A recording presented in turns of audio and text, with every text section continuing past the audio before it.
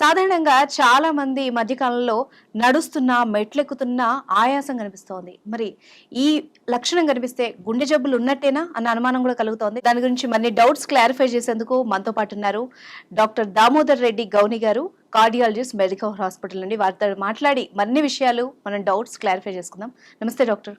నమస్తే అండి. ముందుగా చాలా మందిలో ఆయాసం కనిపిస్తోంది ఈ మధ్య కాలంలో. మెట్లెక్కుతున్నా, నడుస్తున్నా, ఏదైనా వ్యాయామం చేస్తున్నా కూడా. మరి దీన్ని గుండె జబ్బులు ఉన్నాయి అనుకోవచ్చా? ఆ డౌట్ ఉంటే? కార్డియాక్ సిమ్టమాటాలజీలో ఇది చాలా బేసిక్ సిమ్టమ్ అండి. ఆయాసం ఓకే. అంటారు. ఆర్ డిస్నీ ఆన్ ఎగ్జర్షన్ అంటారు. అంటే నడిచినప్పుడు దమ్ము రావడం. అంటే ఏదైనా వ్యాయామం చేసినా లేకపోతే నడిచినప్పుడు దమ్ము రావడం ఆర్ కామన్ మ్యాన్‌లో స్టేర్స్ అంటే మెట్లెక్కినప్పుడు దమ్ము రావడం. హ్మ్. సో దీన్ని డిస్నీ ఆర్ ఎగ్జర్షన్ ఆర్ మనం దమ్ము అంటాము. కొంతమంది ఆయాసం అంటాము. సో దీన్ని ఎలా తీసుకోవాలి? గుండె సంబంధించిన దమ్ము గాని లేకపోతే ఊపిరితిత్తుల వల్ల దమ్మొస్తుందా? హ్మ్. దేనివల్ల దమ్మొస్తుందని ఫస్ట్ మనం క్లారిఫై ఆ చేసుకోవాలి. తేడా ఎలా కనుక్కోవాలి? దట్స్ సరి. హిస్టారికల్‌గా అంటే పేషెంట్స్ దమ్ము ఏ విధంగా వస్తుందో దాన్ని బట్టి మనము లంగ్స్ వైపు ఉందా? లేకపోతే హార్ట్ వైపు ఉందా? అనేది హిస్టారికల్‌గా డిస్క్రైబ్ చేయొచ్చు. హ్మ్. So most of the thing heart సంబంధించిన ప్రాబ్లమ్ అయితే నడిచినప్పుడు దమ్ము రావడం కామన్. దాంతో పాటు కొంతమంది చెమటలు పట్టడం. హ్మ్. సో కొంతమంది చెమటలతో రావడము. దాంతోపాటు ఎవరికైతే దమ్మొస్తుందో వేరే క్వెషన్స్ కూడా మనం వాళ్ళని అడగాలి. వేరే అసోసియేటెడ్ సిమ్టమ్స్ ఏమైనా ఉన్నాయా? ఎస్పెషల్లీ కాళ్ళలో వాపులు. హ్మ్. సో కొంతమందికి దమ్ముతో పాటు కాళ్ళలో వాపులొస్తుంటాయి అండ్ పొట్టలో వాపు రావడం.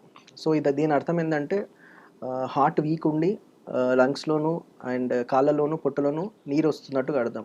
సో దీంతో అసోసియేట్ అయితే ఇట్ కాంట్రిబ్యూట్స్ టు హార్ట్ సంబంధించిన ఆయాసం అని అనుకోవచ్చు. ఇంకో విషయం పీఎన్‌డి అంటారు. పారాక్సిమల్ నాక్టర్నల్ డిస్నియా. అంటే ఎస్పెషల్లీ వీళ్ళు రాత్రిపూట పడుకున్నప్పుడు దమ్ము ఎక్కువగా రావచ్చు.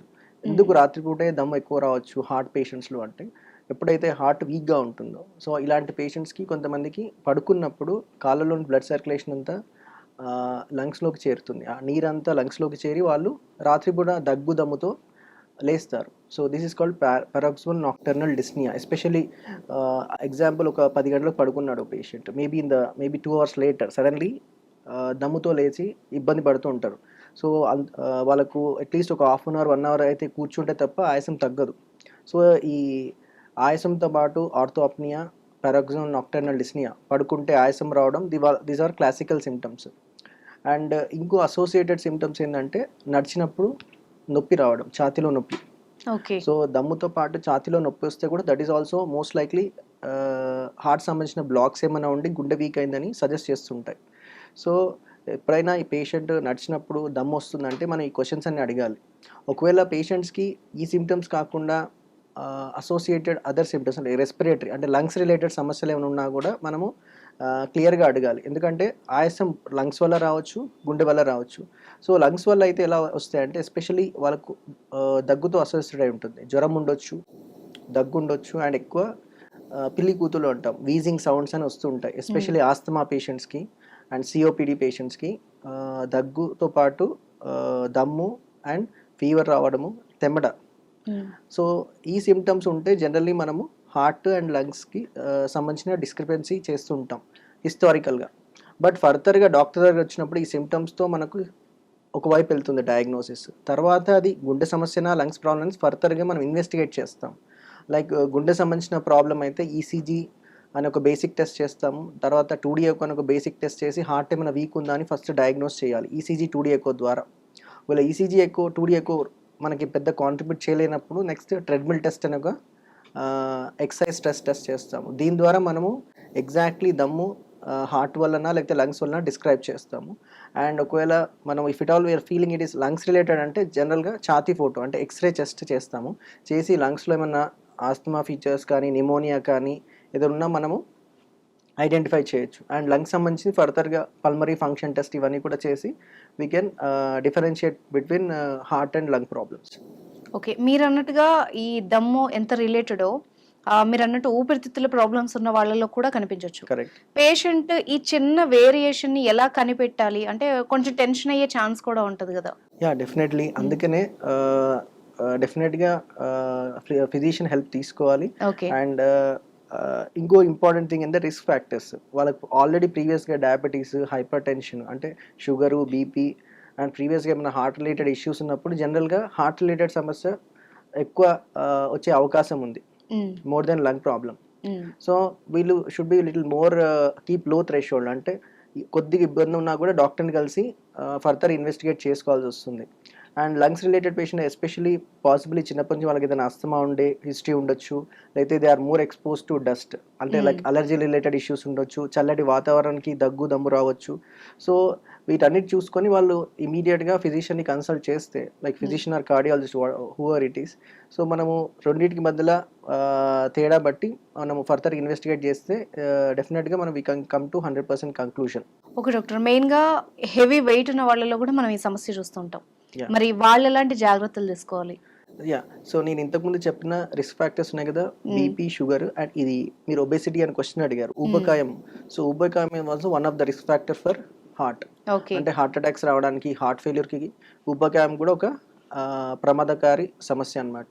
సో ఇలాంటి పేషెంట్స్కి మీకు చెప్పినట్టుగానే సో వీళ్ళలో రెండు సమస్యలు ఉంటాయి. ఒకటేమో హెవీ వెయిట్ అయిపోయి వాళ్ళు నడవక, I mean sedentary life style.